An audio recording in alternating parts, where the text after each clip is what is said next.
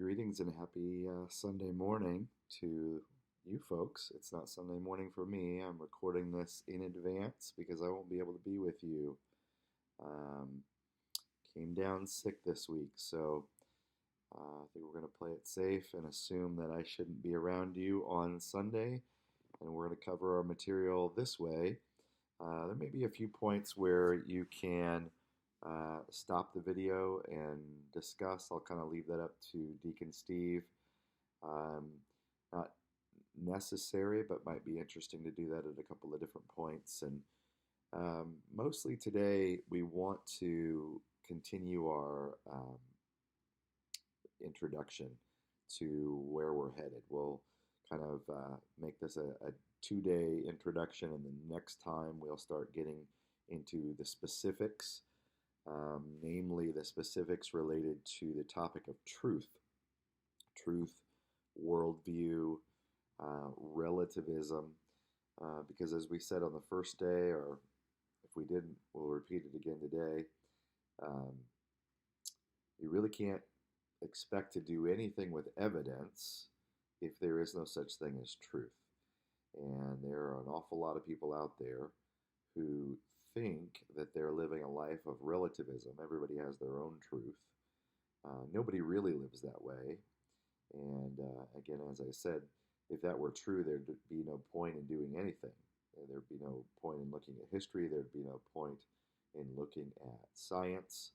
And we're going to be doing a lot of that as we go forward through the evidence in this class. So you should have a handout there. And I'm basically just going to give you a more complete outline of where we're headed in the class. And that way, what I'm hoping is you'll get, a sense of how it all fits together. So as we do go into some things in more detail, they'll make more sense because you're already familiar a little bit with the structure of where we're headed. So without further ado, let's take a look at the slides and the handout you've got there. Attention to is how you can find all the handouts for future classes. I am attempting to build that email group list that I said I would do if you emailed me so that I had your email address, but also really separate from any emails I might send out. If you went to the newsletter and found the spot that refers to our Bible study here, our apologetic study, and you click here, it will take you to a folder accessible to all of you, in which I'm putting everything that we do in the course. So last week's handout and this week's handout. Now here's a little trick. Last week's handout, which I gave you, was only a single piece of paper, two-sided, but I actually have more. There was a third and a fourth page there. And the third and the fourth page is actually the substance of what we're going to cover today. So if you were to click up here on lesson 2, what you'll find is a handout that if you're in the room at church right now, you have it in front of you on paper. It has blanks. And if you wanted to have a version that had no blanks, that had all the answers actually in it, that's actually pages 3 and 4 of last week's file here. So I hope that's not too confusing. You could ignore everything that I just said and be just fine. We're going to proceed with the material today, and that's all you really need. But if you wanted to navigate that, you could. So we're going to take a look here at our keynote. A couple of these slides are just review from last week. We talked about what apologetics is, because that is not a plural word. That's a collective kind of noun there, if you're wondering about the silly grammar there. You could call apologetics a defense of the faith. We said an even better way to think about it is knowing what you believe and why you believe it, and being able to articulate it in a winsome way. The articulation, of course, is something that is a big additional step. These are not easy things to do, but it is certainly important for lots of reasons to know what you believe and why you believe it. And if we can use that in ways that allow us to then share the gospel, that's certainly our end goal. So we study apologetics. We looked at some Bible verses last week, and those Bible verses told us to be ready to give a reason for the hope that is in us. That's from 1 Peter 3:15. We study apologetics in order to make the most of our time with outsiders or non-believers. That's a Colossians passage. We certainly study apologetics in order to become more mature in our own faith so that we're not tossed to and fro by the waves of false teaching. That's a loose paraphrase of an Ephesians passage. And then there's also this idea of destroying arguments raised against the knowledge of God. Um, I find it fascinating that passage uses the word knowledge because, uh, as we talked about last week, saving faith is not just intellectually deciding that there's enough evidence to believe in God. Quite frankly, everyone knows God exists, as we said from Romans 1, verses 19 and 20. Saving faith is a work of the Holy Spirit, but the Bible is also explicit about us actually addressing the ways that people suppress the truth in unrighteousness. These arguments that get made that are often very flimsy in terms of actual evidence or logic, but they're commonly raised against Christianity as if they can make the Christian faith look foolish.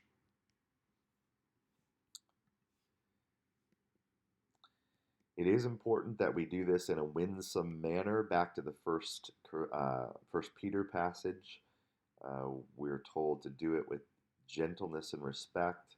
The Colossians passage tells us to season our speech with salt so that we may know how to answer each person. And we didn't talk a lot about this last week, but I do want to hit on what I think is the significance of the each person part. Um, the reality is that everybody's in a different place. Everybody's coming from a different place of um, both experiences, maybe with Christianity and the Bible already, or a completely disconnected life from those things.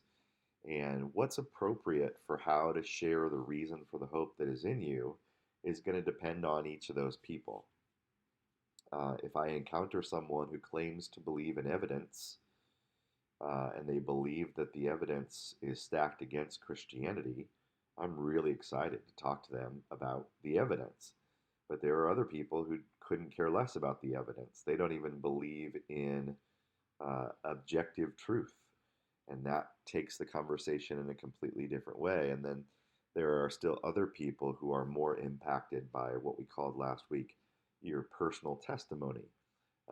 Maybe a way in which the gospel has really impacted your day-to-day life. So there's that.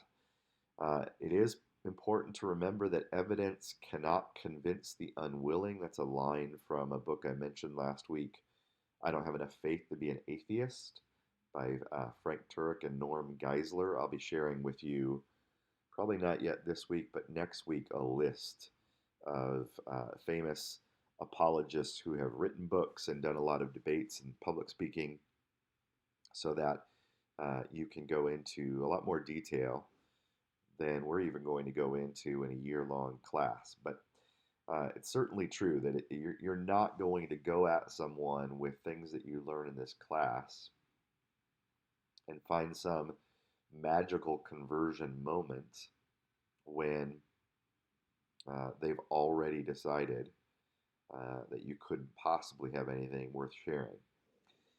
So there's definitely that. You cannot argue someone into the kingdom. But we do want to put a pebble into someone's shoe.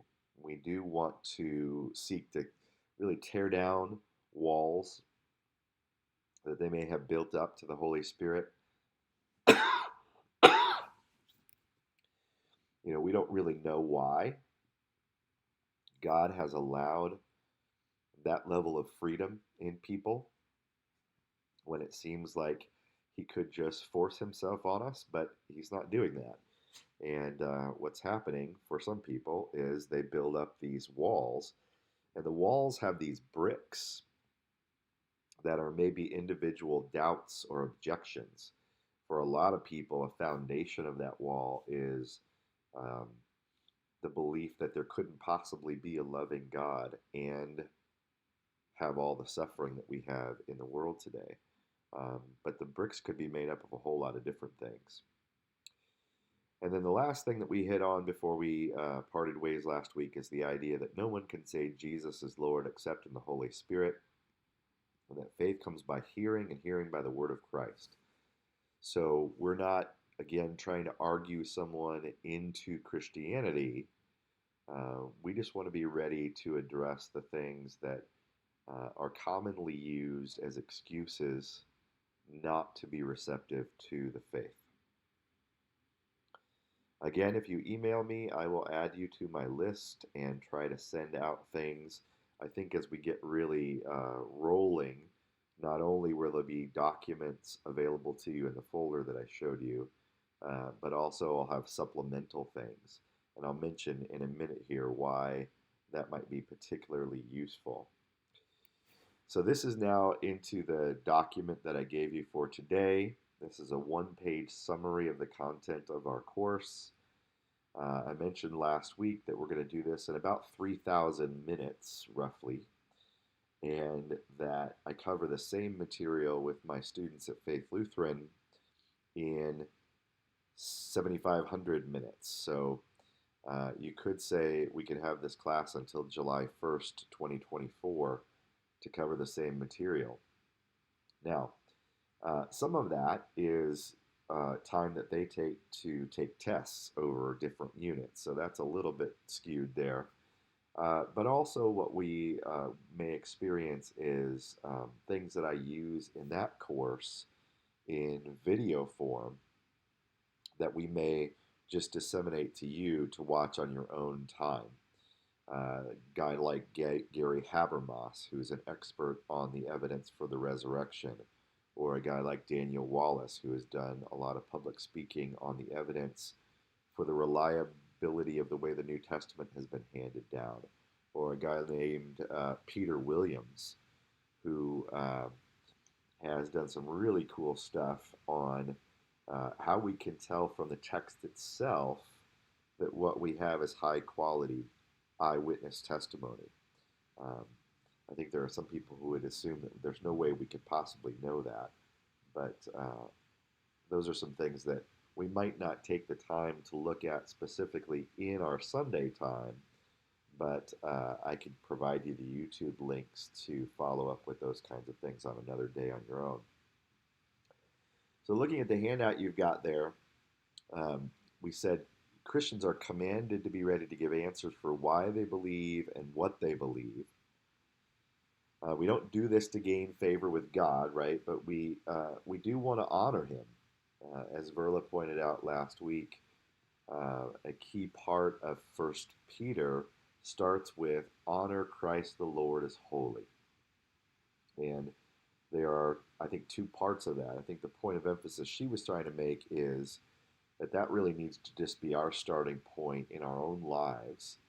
And then I think that's very valid. And I think also another thing is to kind of flip that around and say it's also why we do apologetics, why we are prepared to defend the faith, because it's simply a way for us to honor who He is and what He has done for us. So we ultimately want it all to point to the gospel. So second item there,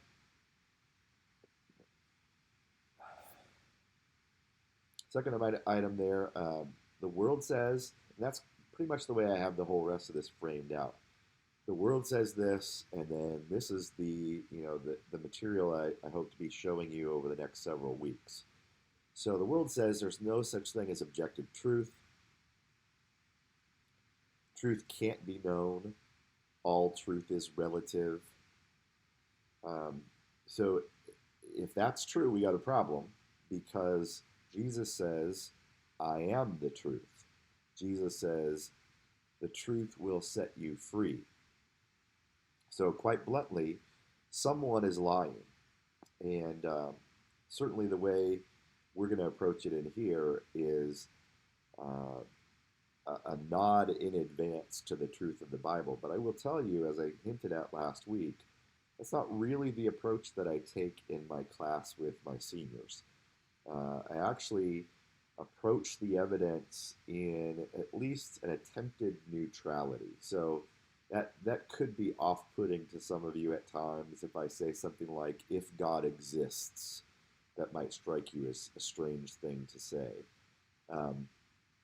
But for me, that's important when I'm thinking about how I share my faith with non-believers, because I do recognize that they are not starting with the same assumptions that I am.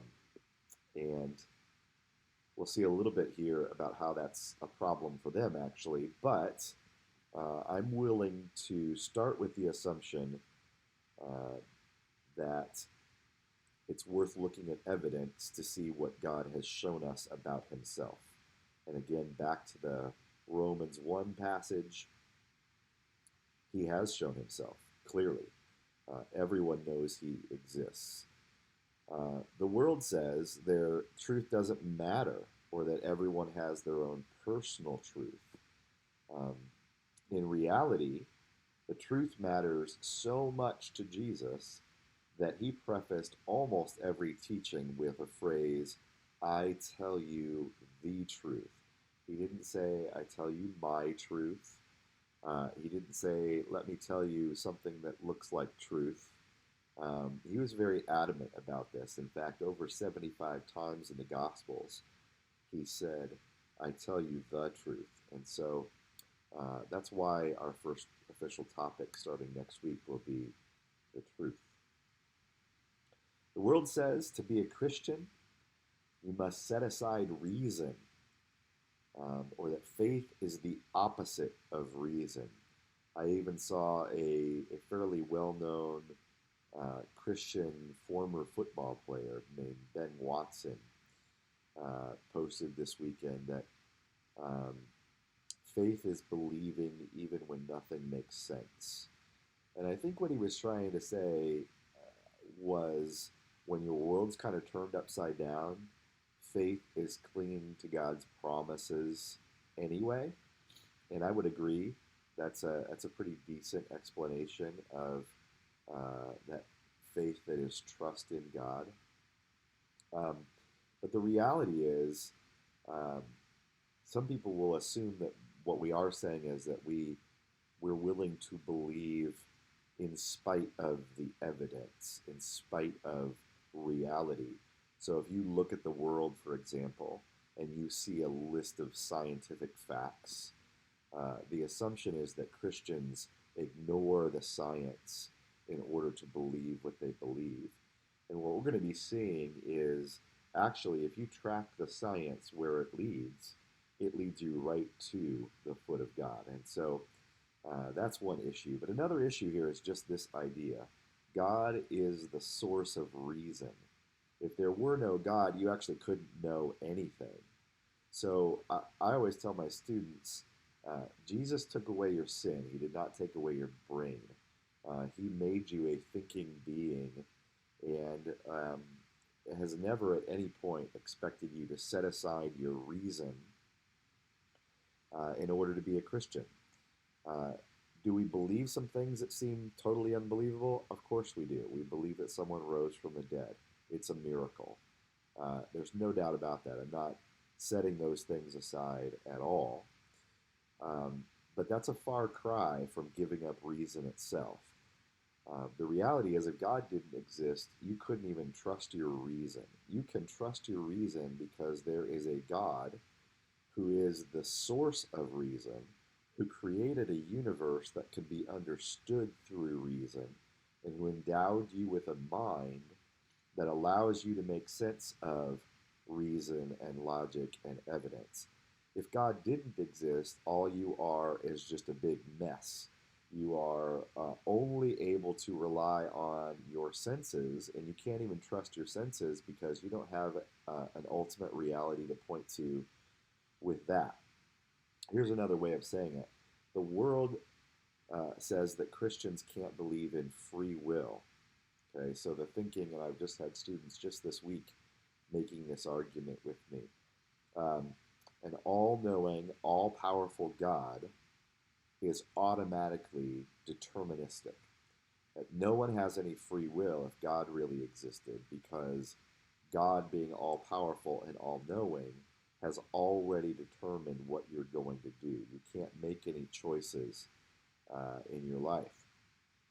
And the interesting thing here is, and this goes back to the issue of the foundation of reason. In reality, if there were no God, there could be no free will. So it's actually Christianity that makes free will a possibility at all. If there is no God, then you're just a meat machine. You're a moist robot. You're a bag of chemical reactions.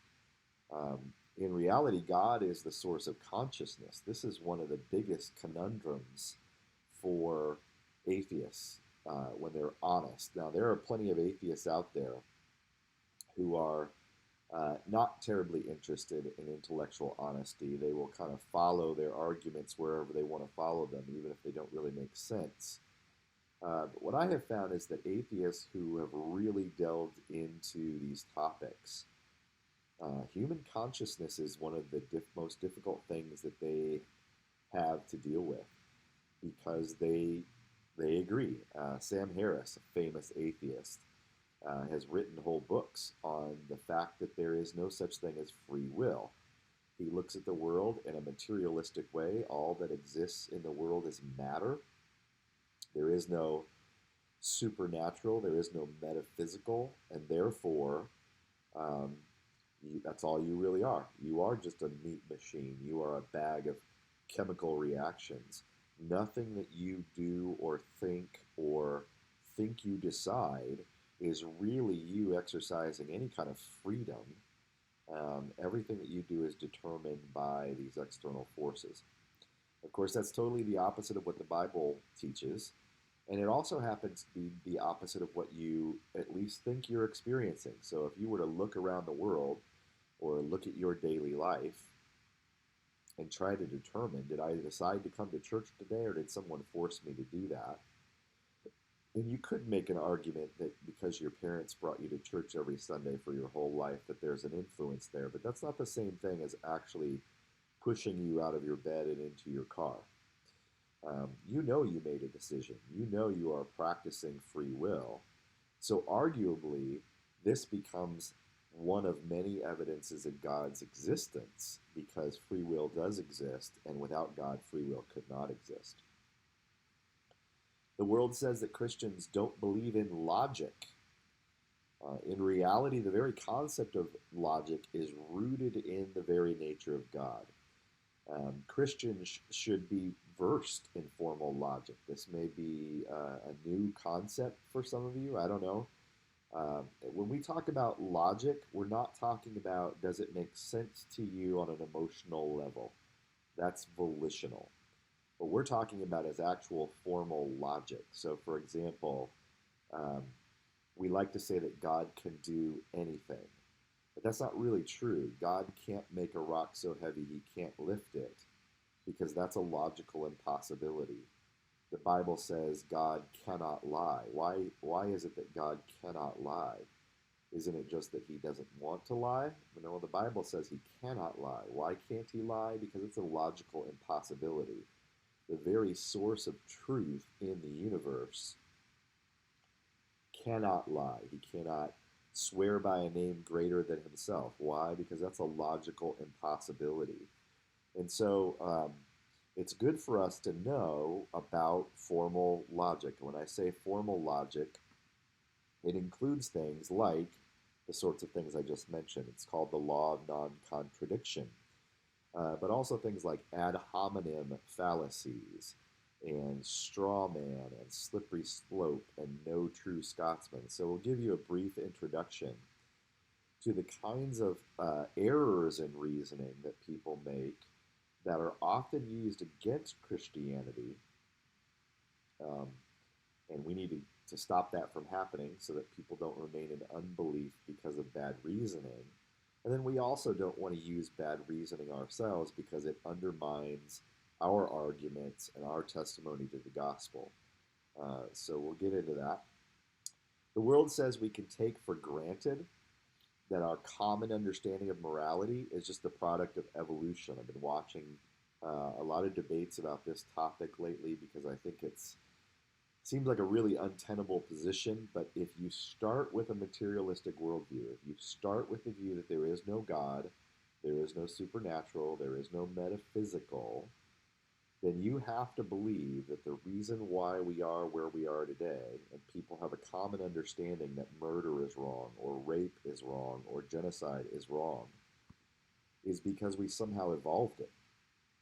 We somehow along with all the other biological things that are claimed in the theory of macroevolution, that we evolved a sense of a collective morality, a collective sense of what is best to propagate the species. That's the thinking.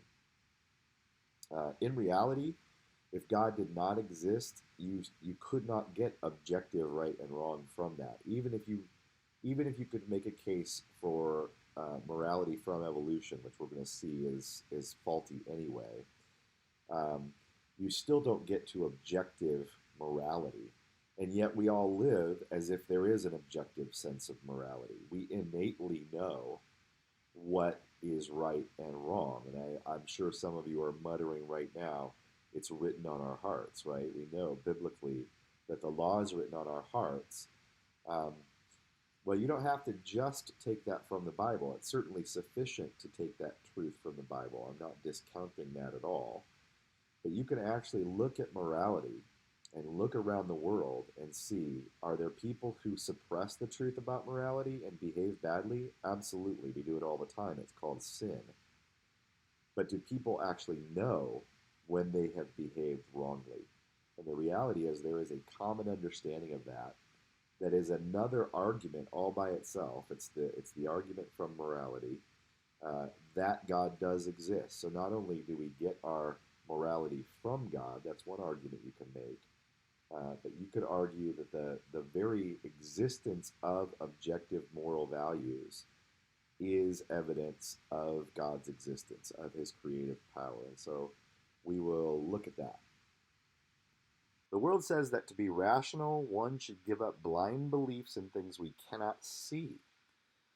In reality, the atheist has to take on blind faith the idea that the universe can explode into existence out of nothing, that all the order in the universe can come from entropy and evolution, that life can come from non-life, that genetic code can come from natural causes, when actually all human observation has shown us that specified information or code only comes from a mind.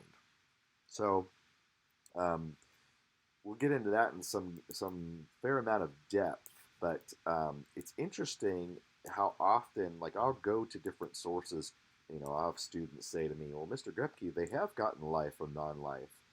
Look at this source, this peer-reviewed article, or just this YouTube video or whatever. And it's astonishing how often, really every time, the student will just take on faith, the person in the video, let's say, claiming, here's how we get life from non-life. It's called abiogenesis.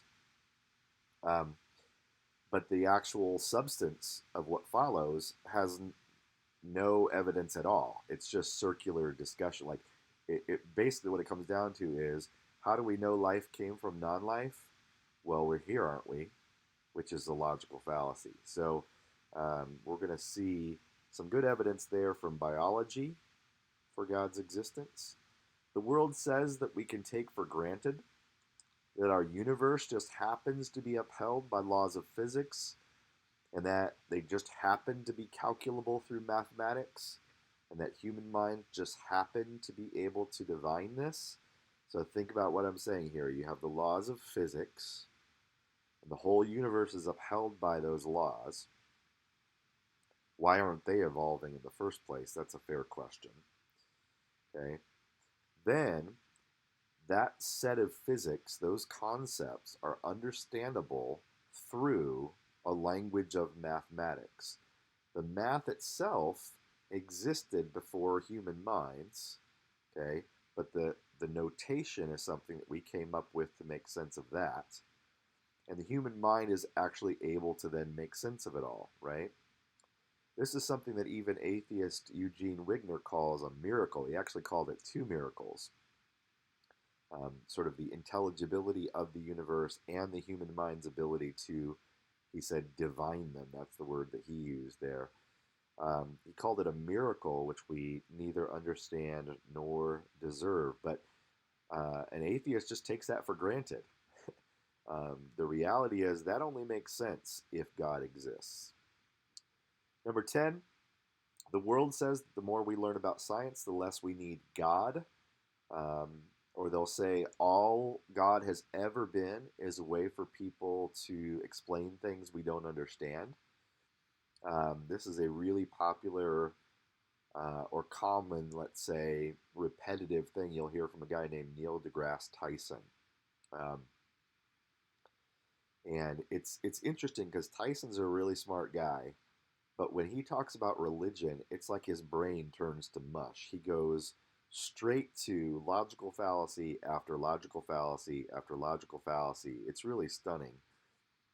Just yesterday, I heard him say that one of the big flaws of religion is that we sometimes go to the Bible and try to reinterpret it in light of new evidence. Well, that's exactly what you'll hear him say in every other instance, is exactly how science is supposed to work. Like if you were to look at a scientific idea and say, oh, look, science was wrong over here, and they had to reinterpret with new evidence, he would say, he would defend science on that point. He would say, of course, that's exactly how we do science. But for anybody to take maybe a new understanding and realize, hey, the way I used to think about the Bible was based on wrong information, maybe I should take a closer look here, should be something that he thinks is very valuable, but in fact, it's one of the bases that he uses to mock Christianity. In reality, it's literally true that every single day yields a new scientific discovery that points to God's existence. I'm actually not exaggerating when I say that. One of the sources I will give you sometime soon is a website called Reasons to Believe, led by a guy named Hugh Ross, who is an astrophysicist. He is pretty consistent in presenting to the people who track his website what those new discoveries are every day. It's pretty incredible.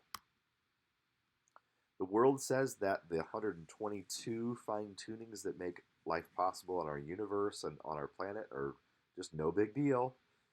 I probably will show you a little video from YouTube later on when we get to this topic where secular scientist after secular scientist says, yep, there's all this crazy fine-tuning, and I guess we just won the cosmic lottery. So it's kind of interesting to think about this phrase, fine-tuning, fine-tuning, fine-tuning, will come up in secular discussions all the time. And yet, they don't see the irony of denying a fine-tuner. You don't get fine-tuning without a fine-tuner. You really, if you're going to be intellectually honest, you either have to acknowledge a fine-tuner or you should stop using the term fine-tuning and find something else to call it. This number I have in front of you there, that crazy number with all the zeros, is what one astrophysicist has done to take all the 122 fine-tunings And this is the force of gravity, the speed of light, the weight of an electron, all the way down to things that are just true for Earth, like the thickness of our crust, the thickness of our atmosphere, the composition of our atmosphere, the amount of lightning, the amount of earthquakes, the position of Jupiter. Take all of those things and try to figure out what are the odds that you could get one Earth by accident. And that's the number he came up with. Now, what's interesting about that is that number far exceeds the number of planets that are believed to be in the universe. So there's a huge number of planets that are believed to be in the universe. We've only discovered 4,000 of them. And even that's an explosion of information over just the last 20 or 30 years. But there are believed to be millions of planets, and yet the odds against one Earth still far exceed the number of presumed planets in our universe. The world says that all religions teach basically the same thing, that they agree on the major points and disagree on the minor ones. Well, the reality is the world's religions disagree dramatically on the major points. The issue is, what are we calling major and what are we calling minor? Of course, if you don't believe that any world religion could actually be pointing to a true God in the universe, then what you believe the major points are is simply the moral code. And if you look at most religions, we kind of agree on the moral code. In fact, if you wanted to follow Christianity without following Christ, Buddhism will do just fine because the Eightfold Path lines up with the Ten Commandments pretty well. But the reality is the world's religions disagree dramatically on the major points. And what I'm calling the major points are the nature of God, the nature of man, the nature of salvation, and that really morality is the minor point. How we should live is important, but not nearly as important as the very relationship that we have with God. The world says that Christians and Jews and Muslims worship the same God. This is a pretty common claim. In reality, though, the Jews and the Muslims deny the deity of Jesus. That's a big deal. So as we go through our evidence, what we're going to see is that Jews and Muslims and Christians have their basic understanding of who God is correct based on the evidence, not just based on their holy books, but based on the evidence that you can see in the world around you through what God has made. But they have a major difference. We would say Jesus is God. So if you're going to say Jesus isn't God, then we obviously have a major, major disconnect. And of course, even more than that is the disconnect on our beliefs about salvation. If Jesus isn't God, or he isn't really the Messiah, then Christianity can't be right. And our salvation is dependent on something completely different than what we've been teaching about grace through his sacrifice on the cross. Interestingly, they all do teach something about Jesus. Officially, you can find pretty early Jewish documents that acknowledge Jesus as a rabbi or as a rabble-rouser, depending on where you look. And Muslims see Jesus as a great prophet. In fact, the Quran references 25 of Jesus' miracles and doesn't attribute any miracles to Muhammad. So they really revere Jesus very highly. So we need to look at who's the real Jesus, basically, is what that comes down to. The world says that the Bible is merely a single source, making the unsupported claims of Christianity. So if I said to you something like, what about, this Jesus guy? Well, you only have one source for Jesus, and that's your Bible. Well, for starters, even if you just said all we have is the Bible to confirm, say, Jesus, which isn't the case, but if you did, you're still looking at 66 books by over 40 different authors, written in 3 languages on 3 continents over 1,500 years, corroborated more and more every day by new archaeological evidence and historical discovery. So this is really cool. Really, the Bible is a library of sources, and as much as 2,000 years after Jesus, we think of the Bible as this single source or a very homogeneous source. The reality is that one of its strengths is its broad diversity in background. Um, Unlike Islam, let's say, where you have one guy who claims to have encountered an angel in a cave, revealing to him the entire text of their holy book, or similar story with the Book of Mormon.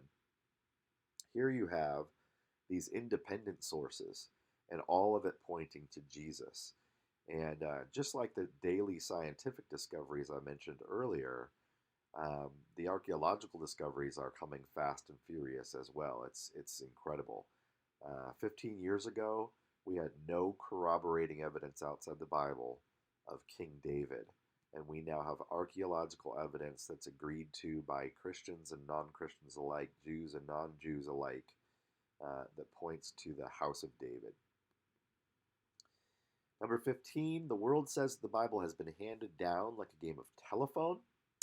The text looks nothing like what the original must have said, and this is understandable. Like I don't make fun of anybody for any of this stuff, but certainly not for the assumption that the way the Bible must have been handed down to us was shaky at best. You'll hear this claim in things like the book or movie The Da Vinci Code. It's been handed down and changed and modified, and nobody has any idea what the original said. Never mind whether or not the original had any truth in it at all. What's happened over time, over 2,000 years, is a process. In fact, if you say the book is 2,000 years old, the New Testament is 2,000 years old, some savvy atheists will say, no, that's giving it too much credit. It's not even 2,000 years old. It's more like 500 years old. Because what they believe is we've just fabricated it over the years. It doesn't really even go back as long as we claim that it does. Here's the reality. This is one of the more bold claims you'll hear me make, and I think I can substantiate it quite easily. The reality is that we know better today than ever in history what the New Testament originally said. And this is thanks mostly to the over 35,000 early copies that we have. Now, that includes fragments and whole texts. And I'm going to explain in way more detail later on what I mean by that. But we're able to take more and earlier copies of the New Testament text to triangulate what the original must have said. And so whereas you would have been maybe in 70 AD unable to get your hands on the entire New Testament, now we have the entire New Testament, and we have the ability to cross-reference these copies in a way that allows us to know within about 15 verses, there's 15 to 20 total verses in the New Testament that scholars would say we still have some question about what the original said. Out of the entire New Testament, it's really fantastic. Number 16, the world says the New Testament wasn't even written by eyewitnesses. In reality, we have several lines of evidence that show that the books were written early enough to have been written by eyewitnesses. That's one issue. Okay, so that's sort of the first thing you got to tackle is there any way for us to know that the New Testament was written at a time when eyewitnesses to what Jesus did and said were still around to write these books down? This is actually one of my most staunch objections that I've gotten from my atheist uncle-in-law. And you will hear him referenced that way several times throughout the course. He actually said to me that he felt like the New Testament has probably been copied correctly over 2,000 years, but that the original material was written down by non-eyewitnesses who created the myth of the resurrection. And I said, well, when do you think they were written down? Now, usually when you ask this question, the answer you will get is somewhere between 70 and 150 AD.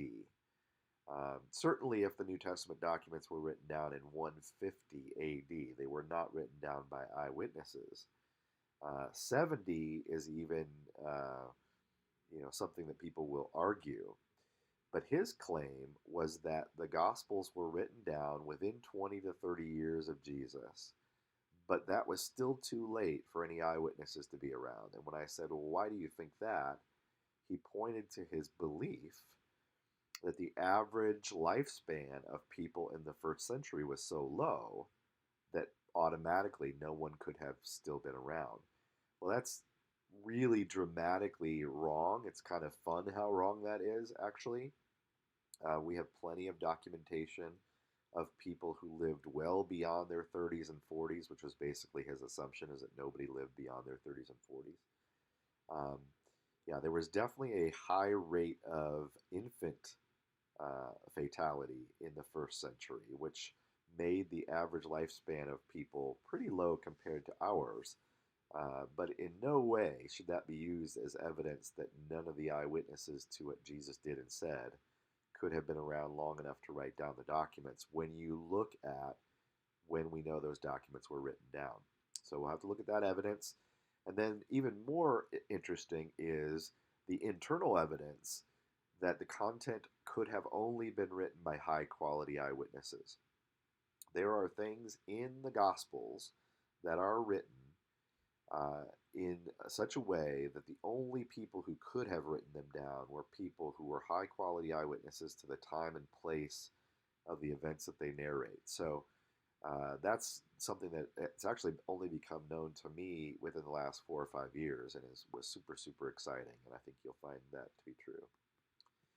Number 17, the world says that Jesus was not even a real person.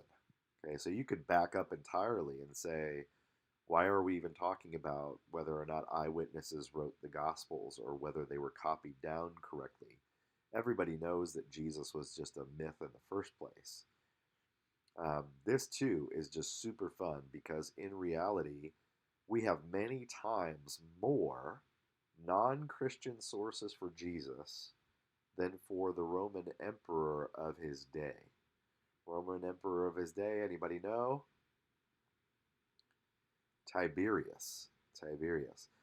Well, we have early non-Christian confirmation of every key detail about Jesus except the virgin birth and the resurrection. Those are two things that we don't have a non-Christian saying, yep, we know this.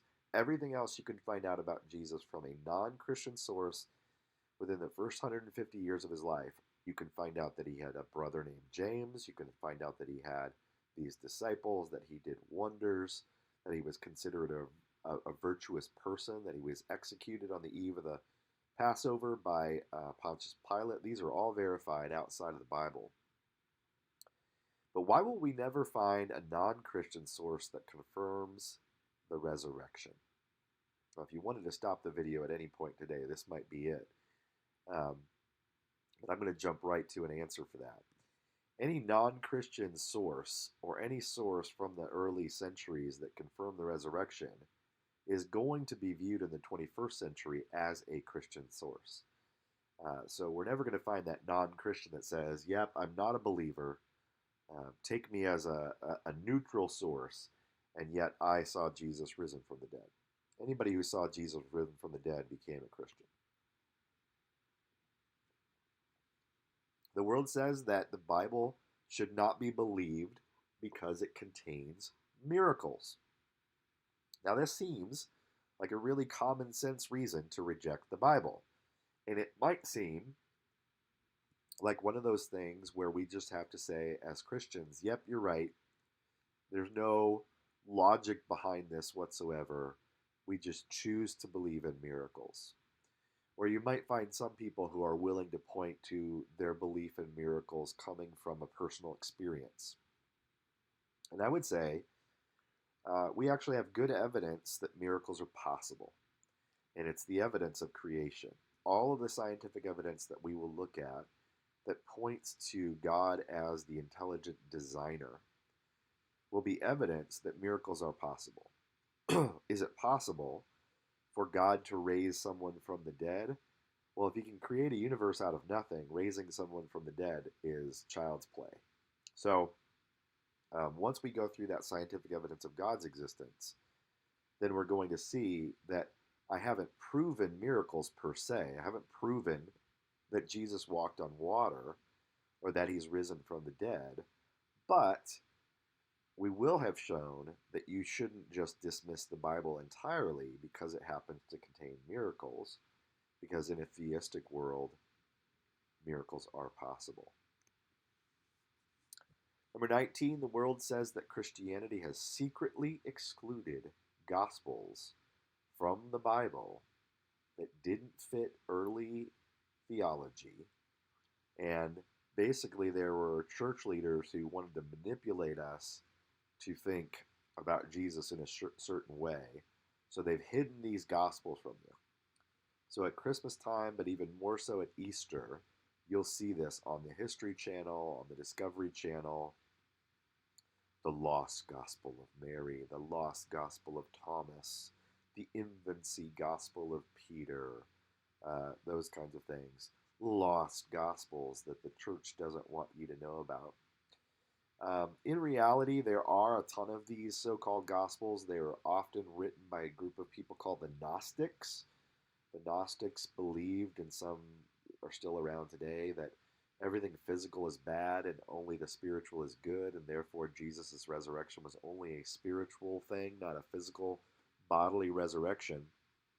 But we'll see that it's very easy to see why those so-called gospels were not very seriously considered.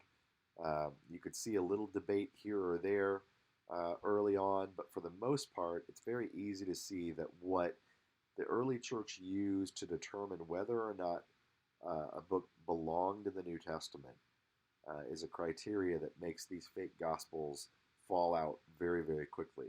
And it starts primarily with the fact that none of them could have been written by eyewitnesses. Number 20, the world says that Christianity just copied from gods like Horus and Mithras and Krishna and Attis to create a new dying and rising god myth. Some of you will have never heard of this before. Some of you will have heard this prominently. We'll take a fun look at that. There's lots of reasons why this doesn't hold up, but it is a very popular idea. It seems to make perfect sense. Look, you have this God over here who died and rose again, and then you see these connections, and it's an error called post hoc ergo propter hoc. But after this, therefore, because of this. And if you had Horus with similarities to Jesus, and Horus was worshipped before Jesus, we must have copied things. Well, there's all kinds of problems with this, including the idea that there would have been any motivation on the part of first century Jews to make up such a new religion. Now, certainly throughout history, the Jews got in trouble for worshiping false gods, but the kind of claim that gets made here is even more egregious than that. Most of the similarities to Jesus are really just made up. We're going to be able to illustrate that pretty easily. They get made up by one guy, and then they get repeated on the internet over and over again, even though they've been debunked. And every once in a while, you'll find one similarity that is true, but what you discover by looking at the original texts is that they are from practices that come after Christianity, not before Christianity. So we'll get into that. Number 21, the world says there could not possibly be a loving, all-powerful, all-knowing God because of the existence of evil and suffering. We mentioned this last week. There is no God and I hate him is basically the argument. The existence of evil does have an answer in Christian theology. That's why we'll go through all of this other evidence before we come back to the question of the problem of evil, because for Christians, there's not necessarily an emotionally easy answer to the question, but there is an answer in the Bible for why things are the way they are. And once we've shown that you can illustrate for somebody that the God of the Bible really is the God of the universe, then you can use Christian theology to answer the question. The reality is that if you were an atheist and there were no God, you can't call anything evil anyway. It's just your opinion. If God doesn't exist, there is no such thing as objective evil. So to try to borrow the idea of objective evil as a way to say there is no God would really be an absurdity. It doesn't logically follow. So you're really only left with, I don't like that God has allowed evil and suffering, or the claim that if I were God, I would do things differently. And as we said last week, my favorite pastor quote is this one from J. Vernon McGee. This is God's universe, and he does things his way. You may have a better way, but you don't have a universe. Now, understand, I will never use that quote as a way of explaining to people that they shouldn't have questions or that their questions are stupid. I'm just saying that there has to be an acknowledgement on the part of the created being that we are, that we don't understand lots of things that God has done and will continue to do, and that's natural given that he's the creator of the universe. Number 22, the world says, since there are so many different religions and so many Christian denominations, that there is no reason to think that any one could be true. We'll encounter this logic a few times in the class. This, of course, would be like if we had 100 different answers to a math problem, and then you said, well, there's 100 different answers to the math problem, so there must not be a correct answer. And of course, no one would say that logically. And so we'll tackle all those things. So within that, by the time we're all done, I think we're going to see very clearly that there's tons of material that you can use to defend your faith, to explain to people what you believe and why you believe it. And remember, why you believe it might just be that God has moved your heart with the gospel. It may not be any of this other evidence at all. But you will be able to say that what you believe in by faith is not contrary to the evidence. The evidence actually tracks right along with the worldview that you already have through the Bible. And so that's it for today. Next time we'll talk specifically about the topic of truth. Thanks for coming.